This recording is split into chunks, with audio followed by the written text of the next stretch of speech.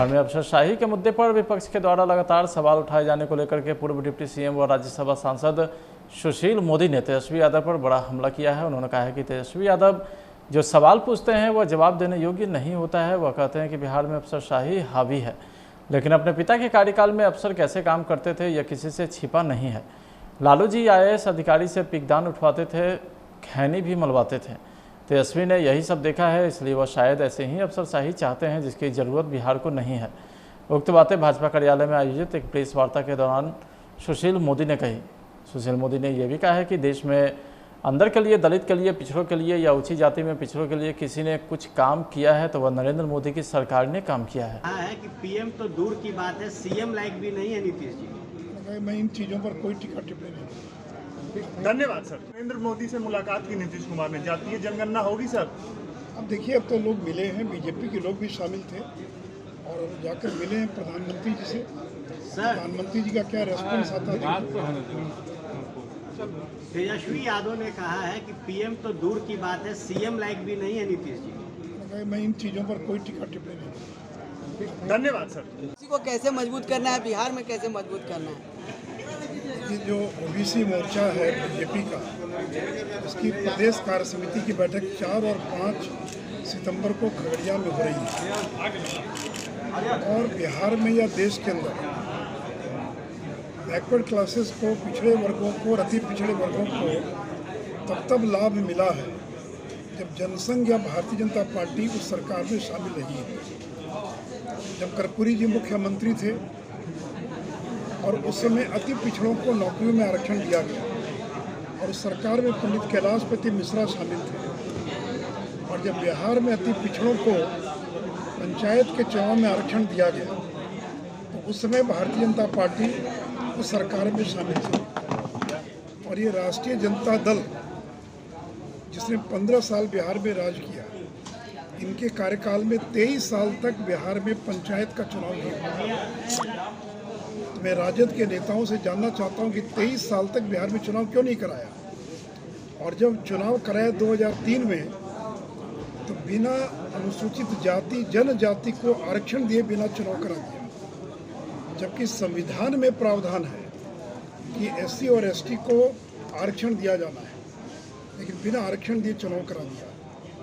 ये तो जब 2005 में हम लोगों की सरकार बनी, हम लोगों ने केवल SC और ST को ये आरक्षण नहीं दिया, बल्कि हम लोगों ने अति पिछड़ा जो समाज है उसके 20% लोगों को आरक्षण देने का काम किया। आज अगर 1600 से ज़्यादा मुखिया अगर अति पिछड़ा समाज के बने हैं तो उसका श्रेय NDA की सरकार को जाता है और केंद्र में नरेंद्र मोदी की सरकार है।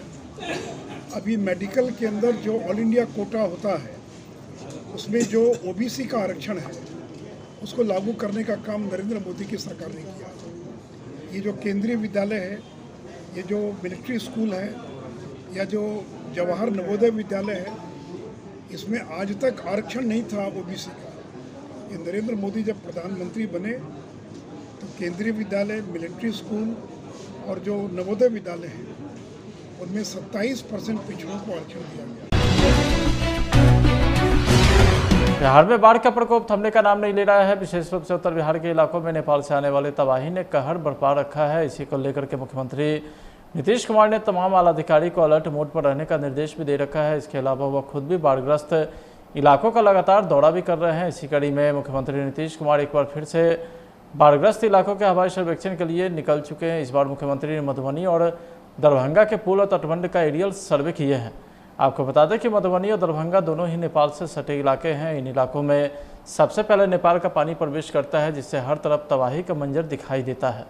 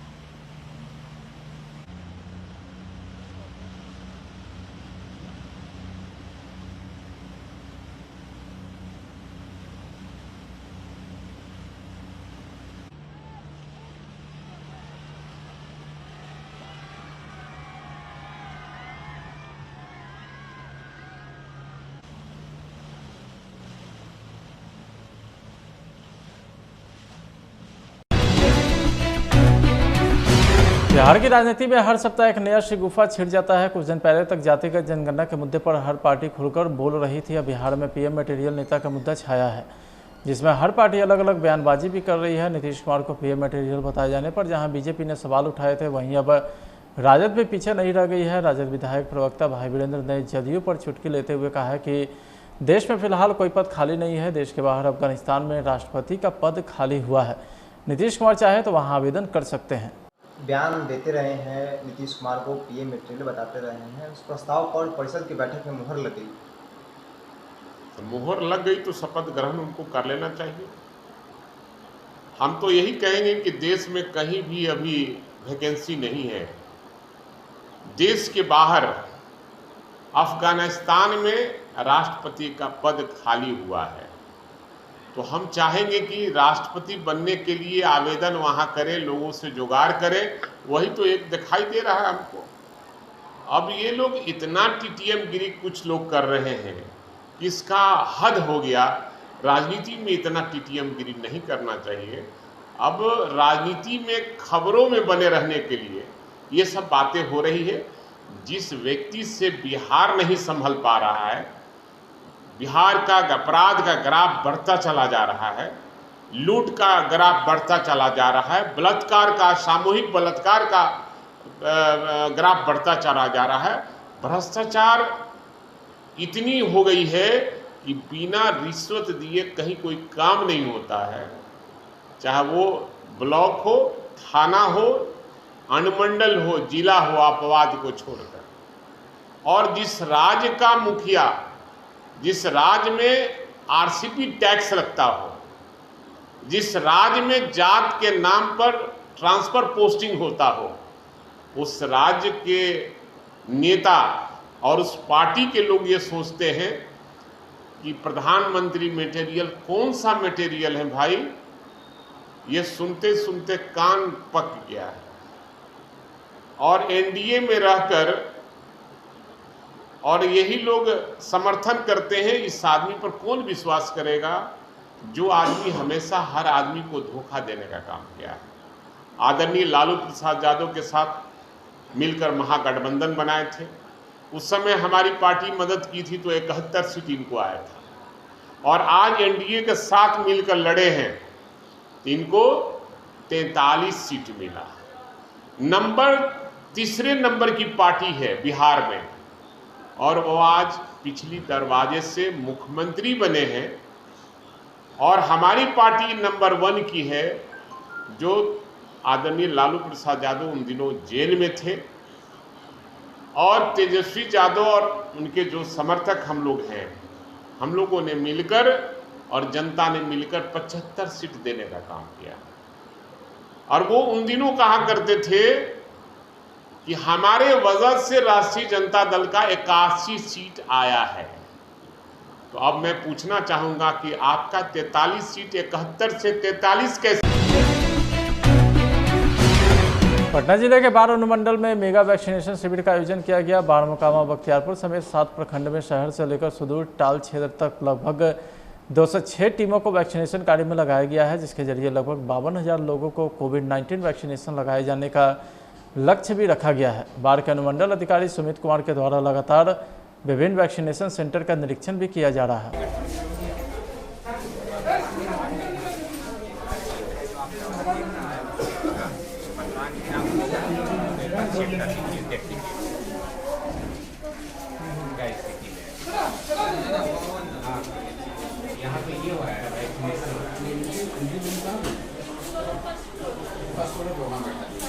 अभी सर यहाँ से डाटा चला जाए 11 बजे तक पीएचसी में निरीक्षण किया गया। क्या पहले से केवल बख्तियारपुर पीएचसी नहीं बल्कि बाढ़ अनुमंडल में जितने भी हमारे पीएचसी हैं, टोटल 206 हमारी वैक्सीन के जो टीम है वो गांव-गांव में निकली है। आज मेगा वैक्सीनेशन का अभियान चल रहा है। पूरे अनुमंडल में 52,000 लोगों को आज वैक्सीन लगाने का टारगेट रखा गया है। और इसी के मद्देनज़र आज सुबह में 7 बजे से ही हमारी टीम बाहर निकल गई थी और कई जगह छोटे मोटे प्रॉब्लम आए हैं। सभी प्रॉब्लम को हमारे डॉक्टर साहब PHC MOIC डॉक्टर हैं, सभी लोगों ने सॉल्व करवा लिया है। लेकिन वैसे पदाधिकारी और वैसे टीचर या जीविका के पदाधिकारी जो अभी तक फील्ड में नहीं निकले हैं, उनकी अनुपस्थिति के बारे में डॉक्टर साहब और वीडियो को आदेश दिया गया है कि आप अनुपस्थिति भेजें ताकि उन पर आगे की कार्रवाई किया जा सके। इसलिए अभी भी वक्त है कि जो भी इस काम में जो भी टीम लगी है वो टीम क्षेत्रों में निकले और ज़्यादा से ज़्यादा लोगों को मोबिलाइज करें और वैक्सीनेशन अभियान को सफल बनवाएं। सर काबू में कितना टारगेट मिला सर? यहाँ पर टोटल 10,000 लोगों को वैक्सीन देने का टारगेट रखा गया है और अभी तक 1207 की एंट्री हो चुकी है। रियल वैक्सीनेशन लगभग 2000 यहाँ पर भी तक हो चुका है। तो हमें लगता है कि बख्तियारपुर अपना लक्ष्य को प्राप्त कर लेगा। 10,000 में अगर 2000 लोगों का वैक्सीनेशन हो गया है, अब 8000 है, अभी पूरी दिन बचा हुआ है। हमें पूरी आशा है कि हम लोग लक्ष्य को हासिल कर लेंगे। औरंगाबाद जिला पदाधिकारी सौरभ जोलवार के द्वारा चलाए जाने वाले कोविड-19 टीकाकरण महाअभियान को सफल बनाने हेतु वीडियो कॉन्फ्रेंसिंग के माध्यम से समीक्षा बैठक किया गया एवं आवश्यक दिशा निर्देश भी जारी किए गए। आपको बता दें कि औरंगाबाद के जिलाधिकारी ने टीकाकरण के लिए डेडिकेटेड मेडिकल टीम के पास कोविड-19 वैक्सीन की उपलब्धता की जानकारी ली एवं सभी को सक्रिय होकर इस महाअभियान को सफल बनाने का भी निर्देश दिए। करवाते चलनी है तो मिशन मोड में कल के दिन काम करना है। परसों से आप लोग रिलैक्स हो सकते हैं, परसों से नॉर्मल चलेगा, लेकिन कल के दिन आपको मान के चलिए कल आपका ऑफिस में और काम नहीं होगा, कल आपके ऑफिस में यही काम होगा। हमारे दिन कोई अगर कल की मीटिंग है तो मान के चलिए कि नहीं होगी।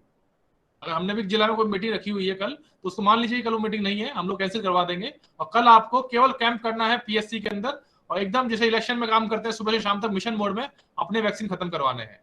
अगर लग रहा है संख्या पूरी नहीं हो रही है, लग रहा है भीड़ नहीं आ रही, तो लेके आइए। ईओ भी होंगे यहाँ पे, ईओ जुड़े हुए हैं इस मीटिंग में। सर ईओ नहीं है सर। अरे जोड़ना चाहिए था उनको भी। सर अंशुल होंगे, अंशुल? हाँ सर उनसे सर अलग से बात कर लेता हूँ। बात कर लेना सभी से कि वो भी वीडियो के साथ में रहेंगे। और तो कोई वीडियो ऐसा है जिसको कोई दिक्कत आ रही है इसके अंदर, हम मान के चलेंगे कि 2 ही चीज चाहिए, मेडिकल की टीम, वैक्सीन और आपका और डेटा एंट्री ऑपरेटर, और तीनों चीजें आपके पास में है पर्याप्त संख्या में। अगर आपका कोई ऑपरेटर कहीं और पे डेप्यूट है, जिले में है, तो बुला लीजिए उसको, आज फोन कर दीजिए कि DM साहब का आदेश हुआ है, कल दिन भर तुम यहीं रह के काम करोगे। DPM साहब सर बताइए, कोई इशू है कल के इसमें? नहीं, कोई इशू नहीं। डाटा ऑपरेटर सर, इन लोग पर लगभग 60 से 70 डाटा ऑपरेटर प्रत्येक PSC में रखना होगा सर, तो सेम डे हम लोग कर लेंगे sir. With laptop sir, with laptop sir. हाँ, 60 से 70 ऑपरेटर रखना होगा। तो आप लोग भी अपने स्तर पर रखिएगा, ब्लॉक में भी अपने स्तर पर रखेंगे, BDO CDPO जिनके भी ऑपरेटर सारे हैं, अंचल अधिकारी के पास में ऑपरेटर है, CO हमारे जब जुड़े हुए होंगे सारे उनके ऑपरेटर हैं, वो सब लोग इसी काम में लगेंगे। अच्छा, आपकी मेडिकल टीम की क्या स्थिति है? मान लो ऑपरेटर तो वैक्सीन लगभग सर वैक्सीन तो सर 70,000 पहुंच गया सर, और हर एक PSC में सर 8 से 10 डाटा ऑपरेटर हमारे हैं सर। नहीं, डेटा ऑपरेटर के पास हम बोल रहे हैं, वैक्सीन लगाने वाली टीम की बात कर रहे हैं। नहीं, लगाने वाला टीम है सर, लगाने वाली टीम में कहीं कोई दिक्कत नहीं है सर। लगाने वाली टीम में कोई दिक्कत नहीं है?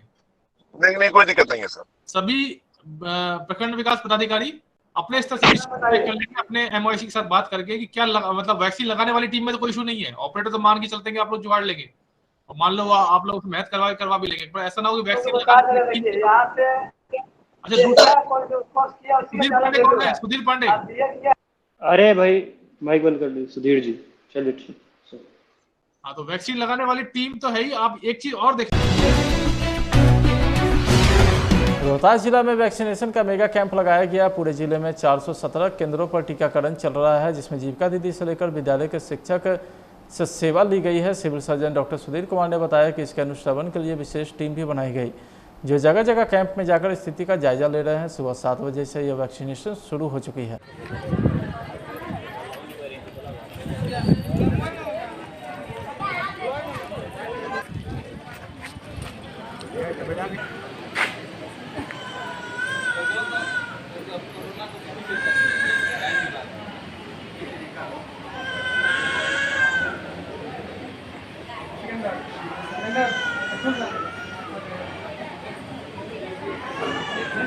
हमला कितने जगह पे हो रहा है? जी, हमारे यहाँ रोहतास जिला में 417 जगह सेशन साइट बनाया गया है जहाँ की वैक्सीनेशन मेगा ड्राइव चल रहा है। ठीक है, और काम शुरू हो गया है ऐसा हमें पता है। कई जगह पे अभी वैक्सीनेशन नहीं हो रहा है।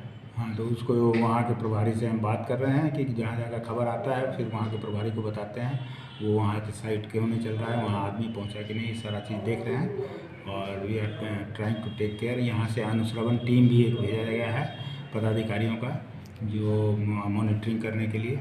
कितने जगह पे कैंप लगे हैं सर? 417 जगह पर।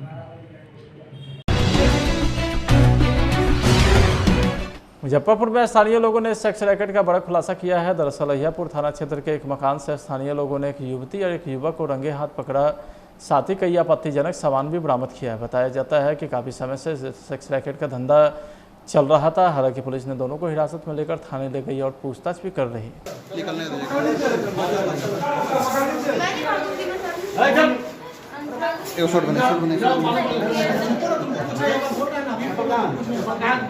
क्या सूचना मिला था? सूचना मिला था कि आपदा साहिन के मकान में बहुत पहले से देह व्यापार का काम बाहर के आदमी आकर कर रहा है। उसी निशानदेही पर आकर छापामारी कर पकड़ा गया है। क्या क्या मिला रूम से? रूम से कुछ आपत्तिजनक सामान मिला है और एक शराब का बोतल मिला है जो आधा खाली हो गया है। टैबलेट वगैरह मिला? टैबलेट भी है। एक क्या कार्रवाई कर रहा है आगे की कार्रवाई की जाएगी। लड़की से पूछताछ की है, क्या बताइए? लड़की से पूछताछ थाना पर किया जाएगा। यहाँ भीड़ काफ़ी है, इसी के चलते लोग पकड़ के दिया है। लोग पकड़ा हुआ है। क्या शुभ नाम हुआ? लुटावन राम, अहियापुर थाना, सब इंस्पेक्टर। औरंगाबाद में सुबह बाइक सवार अज्ञात अपराधी ने एक सब्जी विक्रेता की गोली मारकर हत्या कर दी है। घटना नगर थाना क्षेत्र के चित्रगुप्त नगर की है। मृतक धरणीधर मोहल्ला निवासी जीतू कुमार मेहता बताया जाता है। मिली जानकारी के अनुसार वह चित्रगुप्त नगर में किराए के मकान में रहकर सब्जी बेचने का काम करता था। सुबह बाइक सवार अपराधी ने गोली मारकर उसकी हत्या कर दी। सुबह में सूचना मिली कि 8 बजे के लगभग में सब्जी विक्रेता जीतू मेहता नामक एक व्यक्ति को अज्ञात लड़कों द्वारा गोली मार कर भागा गया। कहाँ पे ये घटना हुई है?